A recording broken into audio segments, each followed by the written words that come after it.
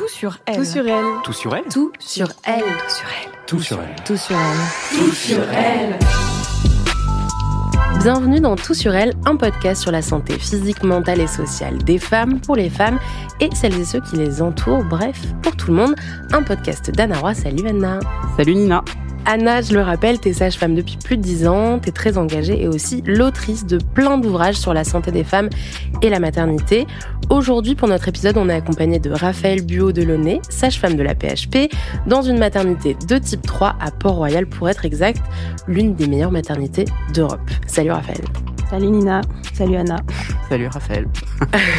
Raphaël, on t'a invité dans notre podcast pour une mission qui est pas évidente, c'est de faire une critique de l'hôpital public, ou en tout cas d'expliquer ce qui va et ce qui ne va pas dans l'hôpital public en France aujourd'hui, et les conséquences que ça peut avoir sur la santé des femmes. Anna, toi, le 14 mai, t'as été conviée au Sénat dans le cadre d'une audition publique qui était intitulée « Grossesse et parentalité, quelle source d'information ?» Et dedans, t'es quand même revenue sur le fait d'avoir quitté l'hôpital public. C'est aussi pour ça qu'on a eu envie d'en parler aujourd'hui, parce que suite à cette commission où il y a eu des images et ça a été un peu repris, on s'est dit que ça valait le coup d'en parler ici dans Tout sur elle. Est-ce qu'on peut commencer par écouter ce que t'as dit au Sénat ? Malheureusement, une fois qu'on a dit ça, on n'a rien dit. C'est-à-dire que les conditions de travail dans les maternités, moi j'avais lancé un mouvement qui était un hashtag « Je suis maltraitante » qui a une grande résonance dans la vie civile, parce que en fait, oui, on a quand même un gros problème dans nos maternités, et que si on continue comme ça, l'augmentation de la mortalité va être, je veux dire, on attend les catastrophes, quoi. On joue avec la vie des gens, et quand on joue pas avec leur vie, avec leur santé physique, on joue avec leur santé psychique. Et en France, on a beaucoup de mal à prendre en compte la santé mentale comme faisant vraiment partie intégrante de la santé. C'est-à-dire que on sauve les corps, mais tant pis si les têtes sont foutues en l'air. Et ça, c'est quand même vraiment embêtant. Je rejoins cet extrait. Je suis tout à fait d'accord. J'ai pas grand-chose d'autre à rajouter. C'est très juste. C'est-à-dire c'est que exactement vraiment, ce qu'on constate. La situation dans les hôpitaux aujourd'hui fait que plus de femmes vont mourir en accouchant. C'est ce qui est dit quand même, c'est pas anodin. Et toi, tu y souscris, tu penses que ça peut arriver même dans ton hôpital, même dans ta maternité ? J'ai du mal à me projeter pour l'instant dans ma maternité, parce qu'on reste quand même assez privilégiés, même si c'est un gros mot quand même, étant donné les situations actuelles. Mais nécessairement, oui. Quand on constate que la première cause de mortalité maternelle, donc dans les 1 an qui suit la naissance, c'est le suicide, et que leur santé mentale des femmes n'est pas accompagnée comme il faudrait, très logiquement, oui. Et toi, Anna ? Oui, alors j'ai dit ça en m'emportant, mais je suis d'accord avec ce que je dis, et même à froid, je dirais même que j'aurais pu être beaucoup plus virulente, et que mes propos ont été beaucoup atténués parce que j'étais au Sénat, et que j'aurais pu être beaucoup plus virulente. Il y a à la fois cette non-prise en compte de la santé psychique des femmes, ou très peu prise en compte dans nos hôpitaux, ce qui fait qu'en fait, une femme qui sort en état de stress post-traumatique après son accouchement, alors même que tout a été super bien fait, en fait, on a échoué, on a raté quelque chose. Et puis parfois, on sort cassé physiquement, en tout cas, on a été insuffisamment ou bien prise en charge, et donc à chaque fois, ce sont des drames. Et là, ce sont des chiffres, on parle de chiffres, c'est très froid. Mais moi qui suis les femmes en postpartum à domicile, c'est des femmes, c'est des visages de femmes, c'est des corps de femmes, c'est des têtes de femmes qui vont payer les pots cassés pour des années et des années. Et donc, au-delà des chiffres, c'est des réalités très concrètes et des vies de famille qui peuvent être, je le dis, brisées, et sans parler forcément de suicide, sans aller jusque-là, des vies qui peuvent être brisées. Donc évidemment, que ce soit moi ou Raphaël, on peut pas trop rester insensible à ça, puisque je crois que quand on a prêté serment, c'était pour aider les femmes profondément. Je crois qu'on était, moi en tout cas, un Saint-Bernard, c'est sûr. Raphaël a aussi une bonne tête de Saint-Bernard, mais peut-être qu'elle ne l'est pas. Mais si, voilà. Et donc, quand on va à l'inverse de ce pourquoi on a dit qu'on allait les faire, c'est pas très agréable, quoi. Et c'est d'ailleurs pour ça que tu avais lancé le hashtag « Je suis maltraitante », parce que toi, tu t'étais retrouvée dans des situations où tu avais l'impression, en maternité, en hôpital public, d'en arriver à maltraiter les femmes. Est-ce que tu peux revenir un peu là-dessus ? Mais je suis maltraitante, c'est pas du tout quelque chose auquel je m'attendais. C'est en racontant une garde où je me disais, mais l'institution est vraiment maltraitante. Mais c'était des choses extrêmement banales. C'est laisser une femme qui était sans péri, toute seule pendant 2 heures. Sans péridurale, toute seule pendant 2 heures, donc sans aucun accompagnement.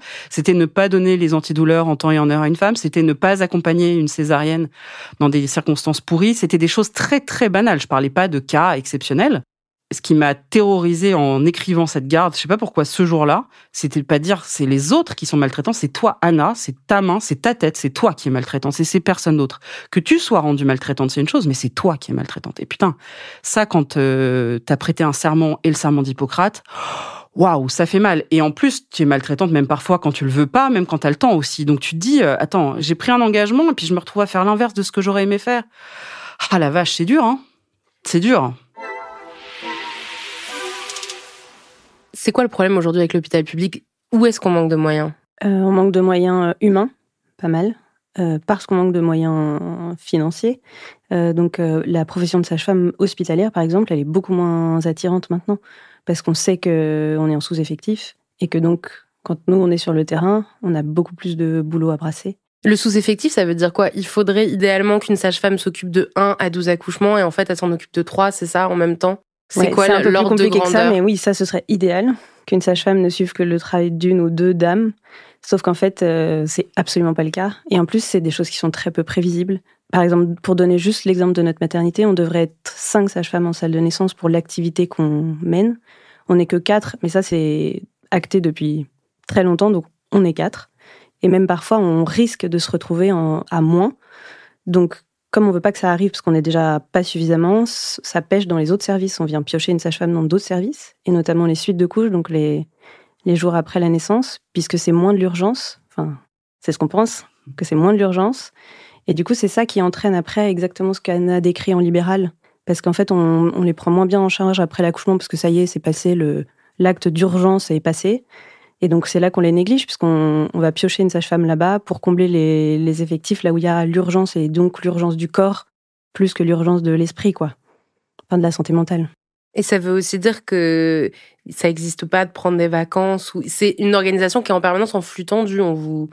Ouais. Ça existe de prendre des vacances quand même, parce qu'on a des droits, hein, surtout à la fonction publique, mais on est tout le temps à flux tendu, exactement. Et puis nous, par exemple, je sais pas pour les autres maternités, mais nous, on fonctionne beaucoup à l'auto-remplacement. C'est-à-dire que si on est en sous-effectif, on va avoir notre planning du mois, et en plus des gardes à reprendre qui ne sont pas reprises, parce qu'il manque quelqu'un, quoi.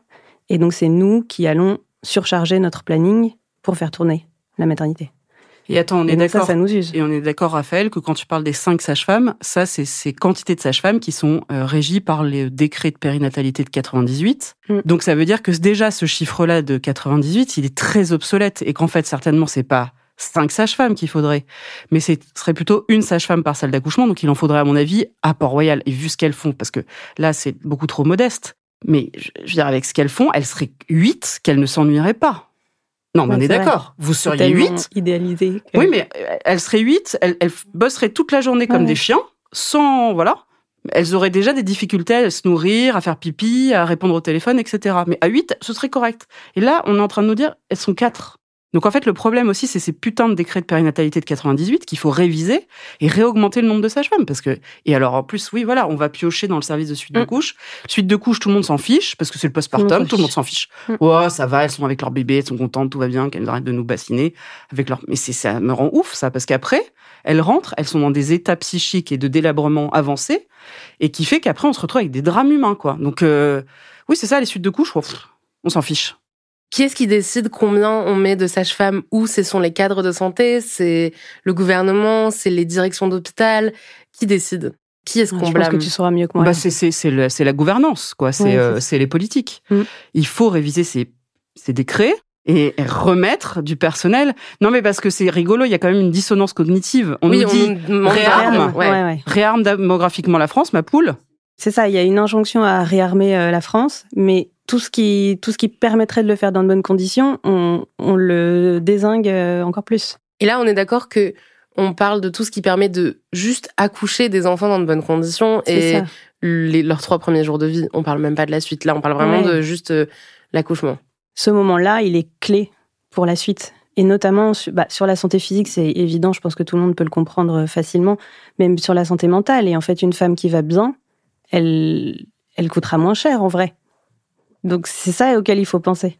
Et puis là, il faut imaginer aussi que dans un service comme Port-Royal, mais tous les services de gynécologie obstétrique, il y a l'arrivée des femmes qui subissent des arrêts naturels de grossesse, il y a la question des IVG qui se sont mal passées, il y a des grossesses extra-utérines, il y a des urgences gynécologiques. Enfin, c'est pas seulement... Là on voit... Pas juste l'accouchement, oui. Là, on voit par un petit bout de la lorgnette, mais... Et alors là, elle paye des pots cassés encore plus que les autres. Là, c'est encore plus dramatique, parce que moi, pour en avoir été victime, je sais ce que c'est d'être pris en charge par un interne qui en a rien à foutre de vous et qui vous balance comme un chien dans un jeu de quilles. C'est quand même pas agréable, hein, c'est le moins qu'on puisse dire. Et justement, au Sénat, tu parlais du fait d'avoir quitté l'hôpital public à contre-cœur. On va écouter ce que tu disais. Effectivement, cette question des moyens qui est important, de mettre les moyens aux bons endroits. Et par exemple, moi, je prends la PMI, c'est une structure merveilleuse, mais les PMI, par exemple, le week-end, c'est fermé. Les praticiens libéraux seraient trop contents de pouvoir avoir accès à ces locaux chauffés, qui sont déjà chauffés, etc. Et vous avez des blocages administratifs à la noix. Mais des trucs comme ça, il y en a plein. Donc effectivement, manque de moyens et surtout distribution des moyens. Mais quand même, moi, je suis partie de la salle d'accouchement parce qu'il n'y avait pas assez de moyens. La salle d'accouchement, c'est le seul endroit du monde sur cette terre où je me sens parfaitement chez moi. Vraiment. Et j'en suis partie faute de moyens, alors que vous pourrez demander à mes anciens collègues, j'étais vraiment la sage-femme de salle d'accouchement avec une compétence qui était la mienne, mais qui était, je crois, réelle. Et j'en suis partie parce que je maltraitais les gens, quoi. Et donc ça, quand même, il faut entendre. Une sage-femme par femme, évidemment, qui n'est pas réaliste. Alors, disons, une sage-femme pour 2 femmes. Mais c'est urgent pour la santé des mères, la santé des nouveau-nés et la santé de leur famille. Vraiment urgent. Et oui, parce qu'on part tous. En fait, si on déserte, c'est pas parce qu'on est méchant. Parce que moi, en fait, mais autrefois, il y a 30 ans, on était payé encore plus mal, mais on restait parce que c'était merveilleux ce qu'on faisait. Moi, je peux être payé des cacahuètes si c'est beau. Alors, je redis tout ce que je dis sur la salle d'accouchement, c'est vraiment le seul endroit sur Terre où je me sens vraiment bien. Mais j'ai dit une bêtise, c'est que j'ai dit on s'en fiche d'être payé des cacahuètes. Bon, ça, c'est mon côté Saint-Bernard débile. Donc, je regrette d'avoir dit ça, parce qu'il y avait évidemment plein de concerts qui m'ont dit, mais enfin, Anna, c'était super ce que t'as dit, mais de dire qu'on s'en fiche d'être payé des cacahuètes alors qu'on peut pas payer notre loyer, c'est non. Non, c'est non. Voilà, donc évidemment, je regrette. Et justement, tu regrettes ce passage-là uniquement. Oui, sur les cacahuètes. Sur les cacahuètes. Je regrette toutes les cacahuètes. Non, mais justement, ce que je voulais vous demander, c'est qu'est-ce qu'il faut faire, en fait? Parce que comment on pourrait faire pour que ça se passe mieux à l'hôpital public, mieux dans les maternités? Parce que, comme tu le disais, ça joue énormément sur la santé des femmes. Nous, on est dans un podcast sur la santé des femmes et on voit bien le lien. Donc, qu'est-ce qu'il faudrait? Je pense qu'il faut rendre les conditions des étudiantes sages-femmes meilleures. Donc là, il y a une 6e année. Maintenant, il y a une 6e année d'études qui est en cours pour décharger un peu les 5 années, parce qu'on en a besoin, en fait, de cette 6e année d'études. Il faut rendre l'hôpital plus attractif, ça c'est sûr. Rendre l'hôpital plus attractif, mieux payer les gens, c'est ça? Mieux payer les gens, qu'ils soient dans de meilleures conditions, plus sécuritaires aussi. Ça attire pas une jeune sage-femme d'aller, par exemple, dans une maternité comme Port-Royal, de dire qu'on est en sous-effectif, qu'on court partout, qu'on mange pas, qu'on pisse pas, enfin... C'est pas possible, quoi. Et surtout après des études aussi contraignantes. Quand on est arrivé au bout, déjà, on a envie de... Et tout ça en étant payé au lance-pierre. Ouais, on peut savoir combien est payée une sage-femme dans un super hôpital à Paris? En début de carrière, il faut que tu nous dises. Et c'est 1008, je crois. Ouais. 1008. Ouais. Donc après 5 ans d'études, 6 ans bientôt, ouais. Dans l'un des meilleurs hôpitaux, une des meilleures maternités de France, voire d'Europe, une sage-femme est payée 1 800 €. Ouais, dans le public, c'est une maternité publique. Hein. Donc on est moins bien payé que dans des structures privées aussi.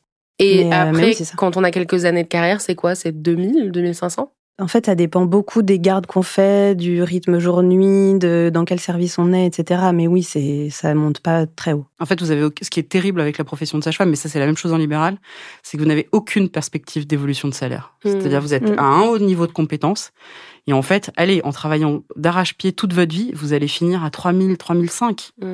Enfin, les gens se disent, mais c'est énorme. C'est vrai que dans la société, on peut écouter, c'est énorme. Mais il faut s'imaginer que c'est jour, nuit, responsabilité énorme. C'est-à-dire que quand vous allez au procès et que vous avez un procès pénal, là, on vous rappelle bien que vous êtes une profession médicale et que vous avez des compétences et que ces compétences sont très importantes. Mais alors, sur le niveau de salaire, enfin... Donc, mais après, au-delà de ça, moi, je crois que le fait qu'on soit pas assez nombreuses, et donc c'est foutu de décret de périnatalité, toujours, j'en reviens toujours à la même chose, ça fait que c'est pas attractif. Moi, demain, je reviendrai, mais tellement avec joie, quoi. Mais ce côté de devoir faire le couteau suisse en permanence, faut voir une sage-femme. Moi, j'y suis allée pour observer il y a pas longtemps. On les voit, alors elles font le ménage, elles font une révision utérine, elles font de la suture. Non, mais c'est hallucinant. Et ça, je suis sûre que c'est parce que c'est des femmes. Elles se comportent, elles font tout. C'est le problème aussi de notre profession. C'est qu'on peut tout nous demander. Il y a une vocation, et donc on fait, et même historiquement, c'est une profession à vocation. Pas qu'on paye et tout ça, donc on fait. De toute façon, et puis c'est nos patientes, quoi. On peut pas, c'est pas un dossier qu'on pose sur une table et on revient le lendemain, quoi. Mais en fait, le mépris qu'on adresse aux sages-femmes, c'est le mépris qu'on adresse aux femmes. Mais oui, c'est exactement ça. C'est ça le truc, c'est qu'en fait, on s'en fiche que le mépris nous concerne nous. C'est qu'en fait, ça veut dire, vous êtes une profession de femme qui s'occupe des femmes. Non seulement ça se répercute, mais ça veut dire aussi, vous femmes, votre valeur, elle est proche de 0, puisque les gens qui s'occupent de vous peuvent être traités comme des chiens.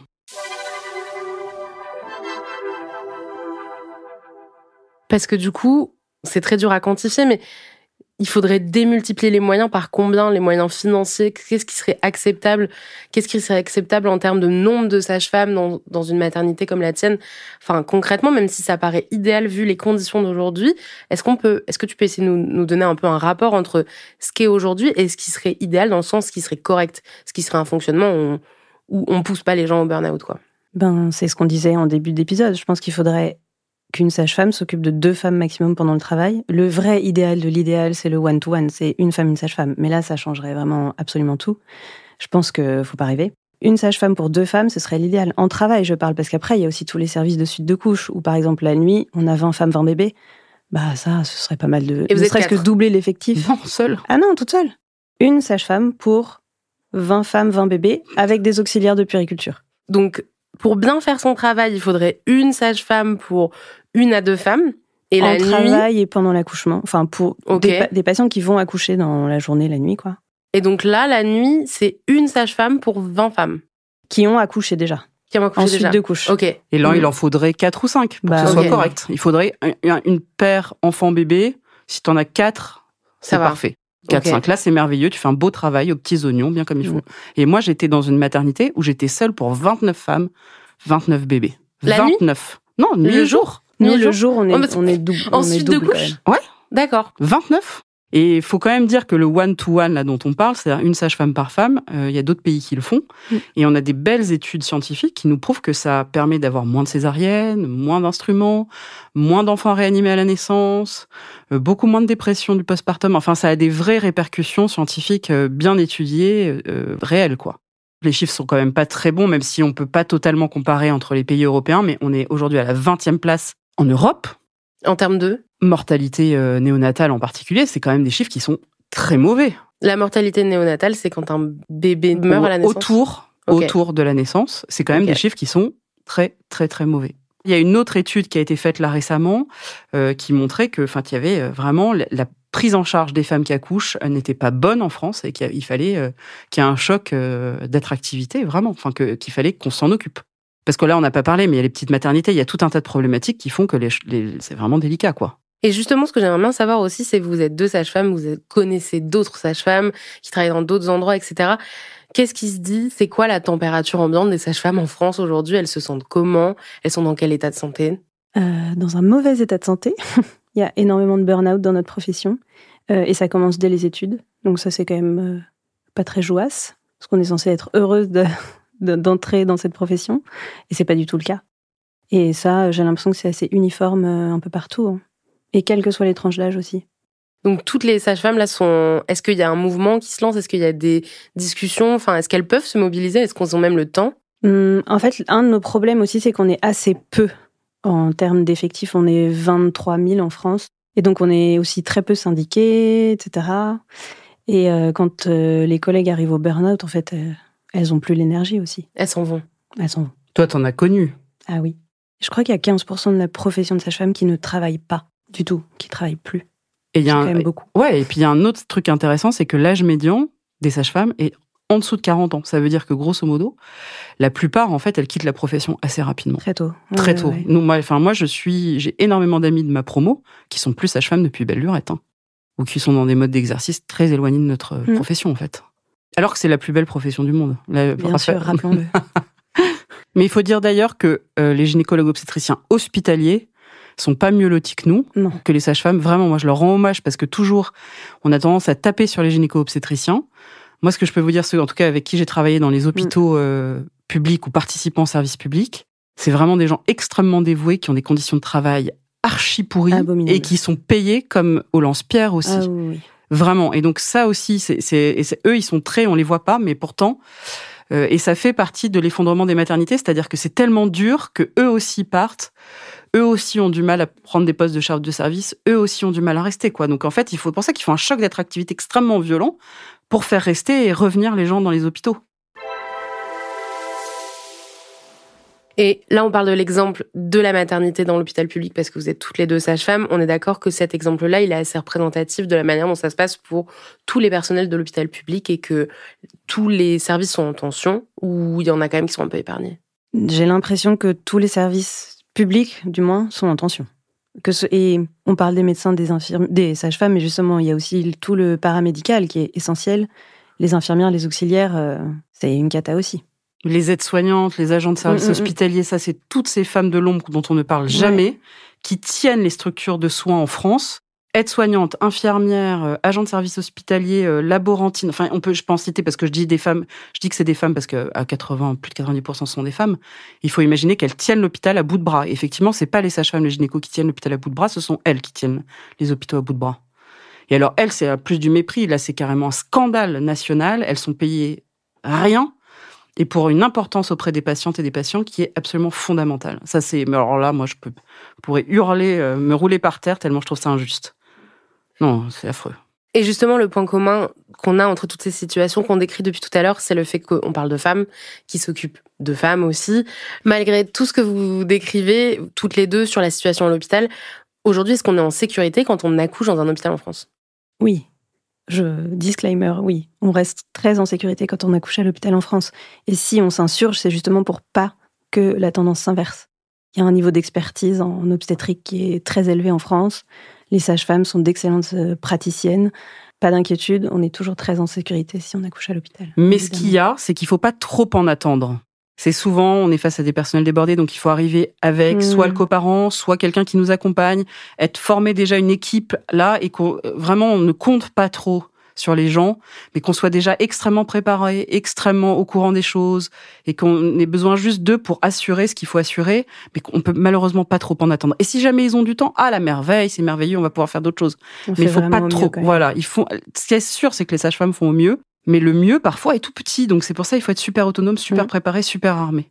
Et surtout, super entouré par des professionnels de ville qui vont absorber Moi, j'en fais ça toute la journée. Là, ce matin, j'en voyais une qui est suivie à Port-Royal. Évidemment, le gynéco qu'elle voit, il a 5 minutes par consultation. Le type est débordé. C'est un type qui est hyper brillant. Il n'a pas le temps de lui parler. Et j'ai parlé 1 heure avec elle pour faire tout ce qu'il n'avait pas le temps de faire avec elle. Voilà. Donc, se faire suivre aussi par des gens à l'extérieur. Faut avoir son village dehors. Voilà, son village dehors, exactement. Et puis d'amis, et tout ça aussi, bien sûr. Tout ce qu'on a vu, c'est que c'est très lié à des professions de femmes, que ça a des réels impacts sur la santé des femmes. Il y a un mouvement qui émerge depuis 2 mois, en lien aussi avec la santé des femmes, c'est le MeToo Hôpital. Le 28 avril, je refais un petit point, Le Point, justement, le magazine, sort une enquête de Marion Coquet. Le titre, c'est « Alors, on est nu sous la blouse ?» Et on nous dit quand l'hôpital fait son MeToo.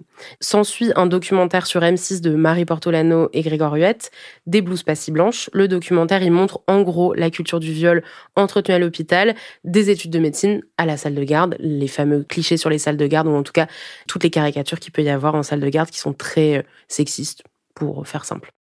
Est-ce que vous avez constaté ça à l'hôpital ? Est-ce que vous aussi, vous avez dû subir des remarques ? Est-ce que vous aussi, on vous a agressé verbalement, voire plus ? C'est quoi d'être une femme dans un hôpital en France ? Alors moi, je vais pas être très contributive, je pense, parce que pas du tout. Okay. Vraiment jamais. C'est rassurant. Je me suis toujours retrouvée dans des terrains de stage et actuellement dans une maternité où ça ne transparaît pas du tout. Déjà parce qu'on est énormément de sages-femmes à tenir la maternité, donc on est des femmes. Et tous les médecins auxquels on a été confrontés, et notamment les chefs de service et compagnie, on n'est pas du tout dans ce mood-là. Donc ça existe aussi. Okay. Mais bien sûr qu'il y a toujours des recoins pourris dans certains hostos, et que la libération de la parole est primordiale dans ces cas-là. C'est trop odieux pour que ça continue. Anna, toi, ça s'est passé comment pour toi à l'hôpital ? Moi, exactement même ressenti, sauf à 2 détails près. Moi, j'ai été agressée 2 fois. Une fois, c'était un très très grand bloc où il y avait énormément... je m'en rappelle, je pense qu'il devait y avoir une dizaine de salles de bloc, donc vraiment un très très gros bloc général pour le coup. Et j'avais 19 ans, premier stage, et on me demande de me mettre nue sous ma blouse, parce que pour des questions d'hygiène, donc d'enlever mon soutien-gorge et ma culotte, et puis après de mettre ma tenue de bloc jetable. Et c'est vrai, et les gens diront que j'ai été bien naïve et bien bête, etc. Mais moi, je n'y connais rien à 19 ans. Et donc, qu'est-ce que je fais ? Je fais exactement ce qu'on me dit. Je suis une bonne élève, je suis genre première de classe. Ah oui, c'est vrai que mes soutiens-gorge pourraient contenir des bactéries. Donc, c'est dégoûtant. Donc, je me mets nue sous la blouse, évidemment. Et au bloc m'attendait une équipe de gens qui allaient faire d'ailleurs une transplantation, je ne dirais pas de quoi parce que ça risque d'identifier le lieu, une transplantation, vraiment une grosse transplantation, et qui était trop content de me voir arriver nue sous ma tenue de bloc, évidemment parce qu'il fait froid, vous imaginez, donc les seins, vous voyez ce qu'ils imaginent quand il fait froid, enfin bon, bref. Voilà, donc ça c'était la première chose. Deuxième chose, j'ai été coincée par un médecin dans un ascenseur et agressée sexuellement. Voilà, bon, mais effectivement, donc moi je sais que ça fait partie de certains us et de coutumes, heureusement minoritaires. En tout cas, ce que je tiens à dire, c'est que c'était très en dessous de ce qu'ont pu vivre mes patientes. Alors, je dis pas qu'il y a une gradation, mais je dirais que moi, j'ai vu c'est fou le nombre de femmes que j'ai écoutées, reçues, etc., qui étaient victimes de violences sexuelles. Donc, à côté de ce que j'ai vécu moi, c'est que de chi, quoi. Voilà. Mais bon, je sais qu'il ne faut pas qu'il y ait de gradation. Il n'y a pas de gradation. Ça témoigne de l'impunité de ce genre de choses. C'est très facile. Toi, en fait, tu n'as même pas pensé, sur le coup, d'ailleurs, à faire quoi que ce soit. Non. Tu t'es pas dit, je viens de me faire agresser, je peux en dire quelque chose à quelqu'un. Non, je me suis dit, Anna, t'es vraiment débile. Comment as-tu pu penser qu'il pouvait y avoir des bactéries sous ton soutien-gorge ? Non, mais d'accord, donc je me suis responsabilisée moi. Blouse. Et après, je me suis responsabilisée moi aussi avec le fameux médecin en question qui se reconnaîtra. Pareil, je me suis responsabilisée. Mais comment ça, tu t'es responsabilisée ?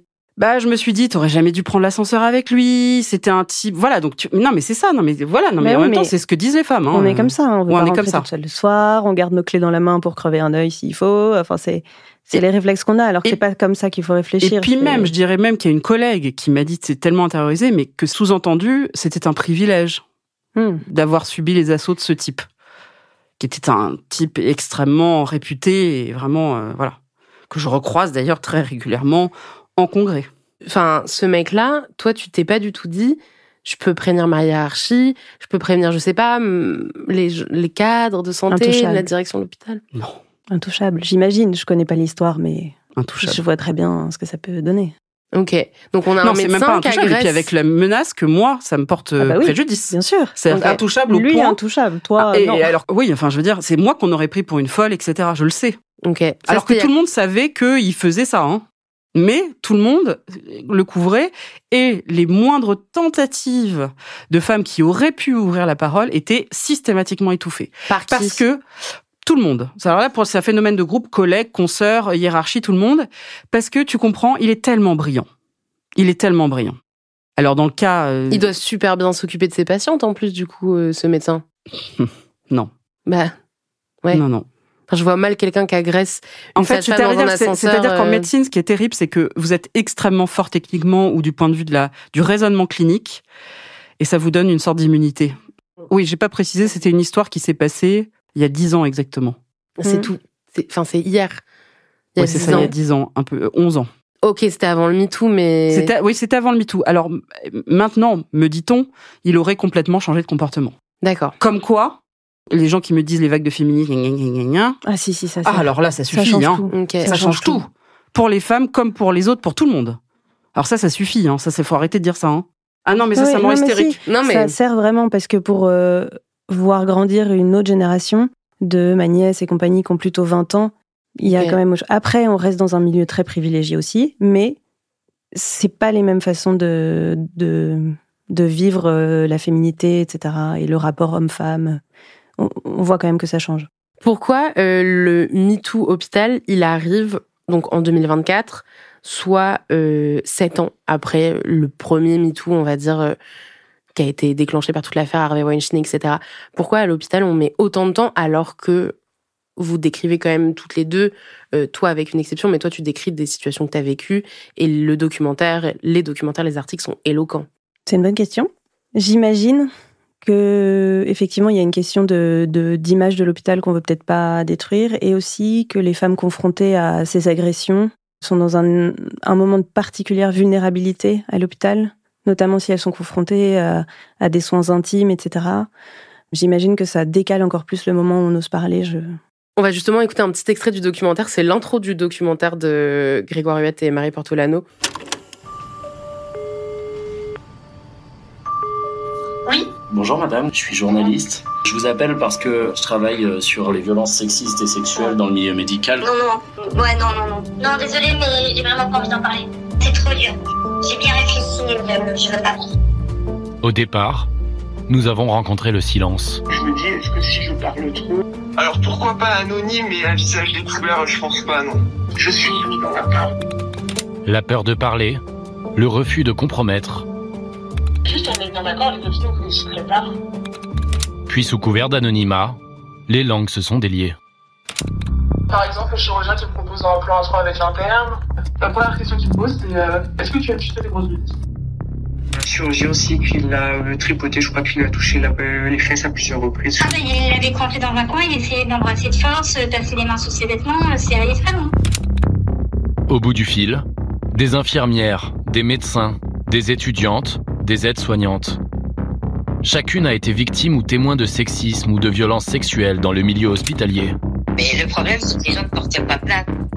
Parce que le médecin, donc on a la peur, tu vois, la représailles le médecin, c'est le médecin, quoi, tu vois. Moi, j'ai tout dénoncé. Le lendemain, j'avais reçu un appel pendant plus d'une heure d'une des responsables qui dit mais lui, c'est un cadre supérieur, on va le protéger, ça fait 20 ans qu'il est ici. Sauf que derrière, elle a fait une grave d'expression et une tentative de suicide. C'est ça dont on a l'impression aussi quand on regarde le documentaire, les témoignages s'enchaînent.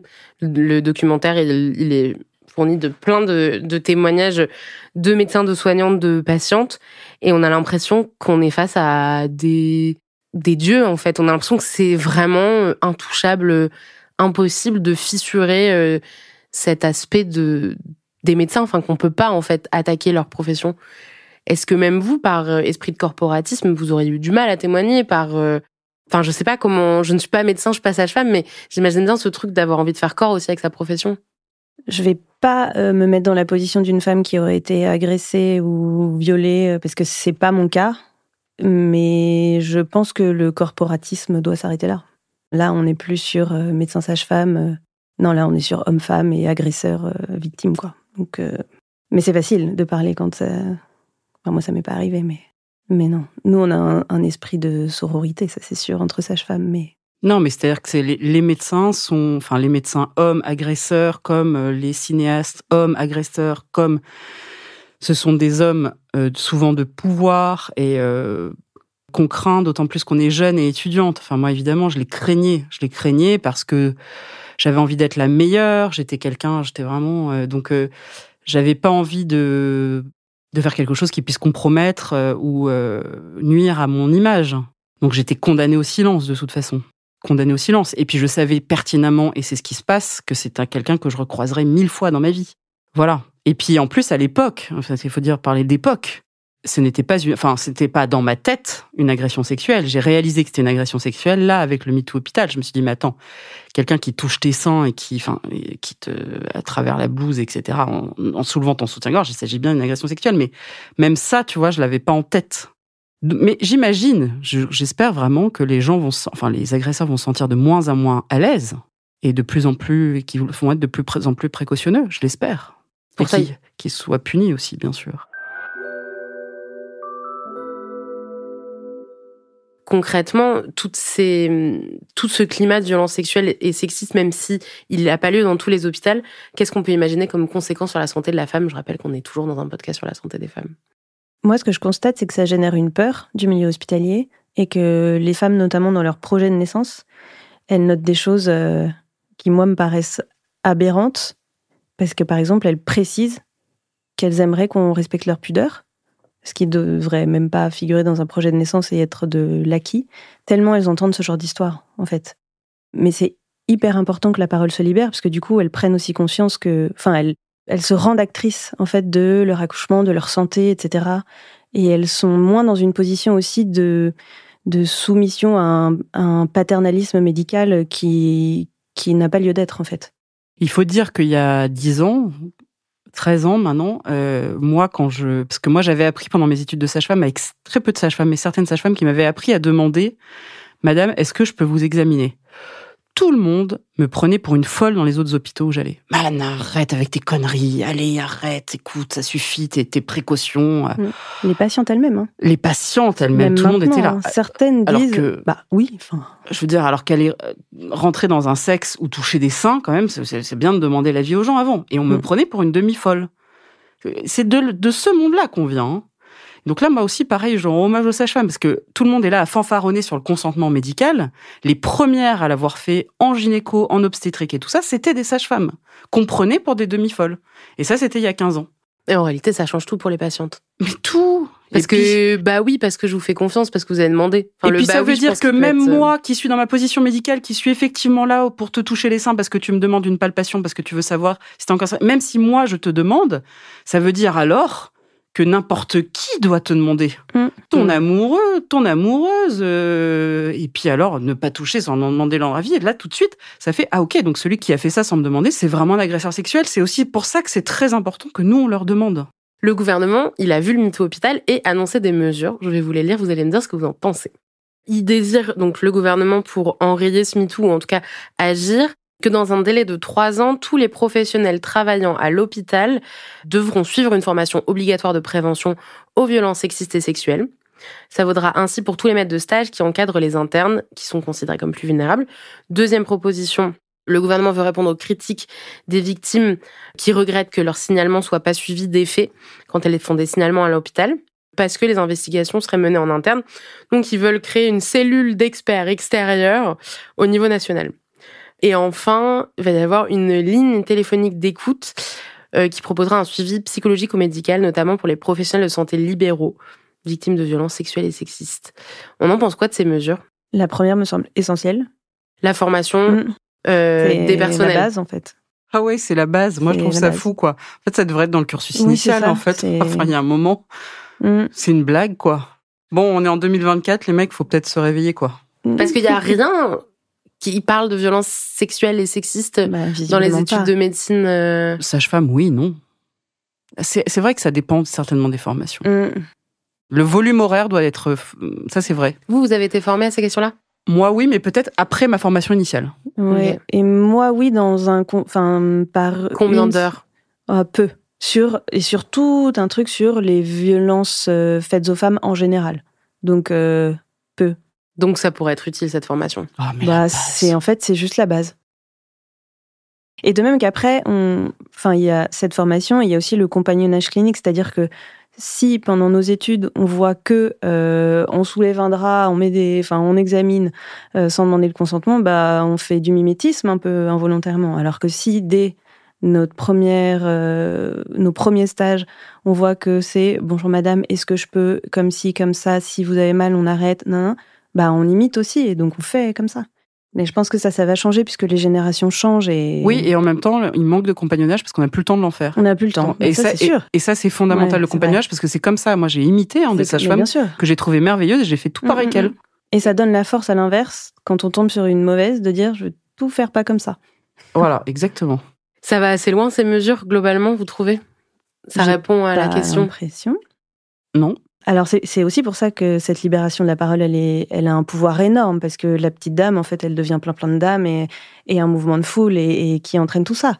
Donc, c'est ça qui marche. Mais il faut du temps. Merci Anna, merci à toi Raphaël d'être venu dans notre podcast et on vous retrouve la semaine prochaine pour un tout autre sujet. C'était Tout sur elle, un podcast d'Anna Roy, présenté par Nina Pareja, produit et réalisé par Slate Podcast, à la direction éditoriale Christophe Caron, à la production éditoriale Nina Pareja, réalisation Victor Benamou, musique Victor Benamou et Johanna Lalonde.